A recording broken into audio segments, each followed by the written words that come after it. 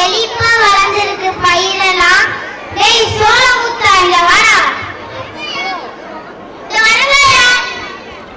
அந்த ரோடு என்ன விலைன்னு கேள்றா. இதை விக்கிறோம், அதை வாங்குறோம்.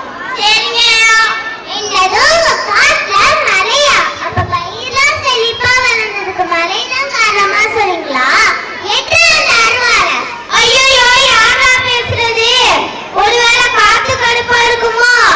மாப்பு வெச்சிட்டாயா ஆப்பு? நானும் காத்து கடுப்புலாம் இல்ல, வெறும் காத்துதான். ஏய் என்னடா இந்த காத்தெல்லாம் பேசுது? ஏய் காத்து, பயிர் வளைய நீ காரணமா? ஏய் காத்து, பயிர் வளைய நீ காரணமா? ஐயோ யாரா பேசுறது? நான் தான் வந்தேன். இந்த பயிரெல்லாம் செழிப்பா இருந்ததுக்கு அது சத்து கொடுத்த நான் தான். எவ்வளவு பாய் அம்மாட்டே போடுறது. வயல் போய் இருக்கு பாருடா, தண்ணி பாட்டு இருந்துச்சுடா.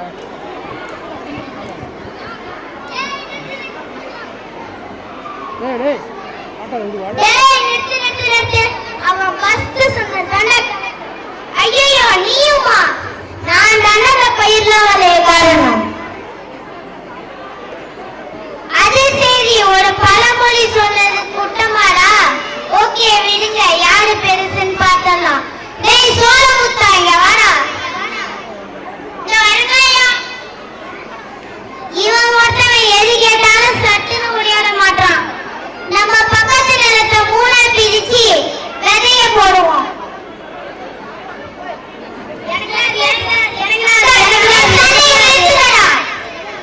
இவங்க வேற எது கேட்டாலும் சண்டை போட்டுட்டே இருப்பாங்க.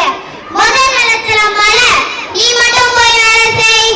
இரண்டாவது நிலத்துல காத்து, நீ மட்டும் போய் வேலை செய். மூணாவது நிலத்துல மண்ணு, நீ மட்டும் போய் எல்லா சத்தையும் கூடு. அப்புறமா யாரோட பெருசா வளருதுன்னு பார்த்தலாம். மூணு பேரும் கடமையா உழைக்கீங்களே. ஆனா என்ன, ஒரு மாசம் ஆயிட்டு ஒரு புல்லு கூட மழைக்கல. செய்யுங்க. ஐயோ முதலாளி ஹலோ வாங்கிட்டு வரேன். ஹலோ வாங்கிட்டு வரேன். டேய் சவால் வீட்ட பசங்கள இங்க வாங்கடா. என்னடா பண்ணி வச்சிருக்கீங்க? என் நிலத்துல ஒரு புல்லு கூட முளைக்கல.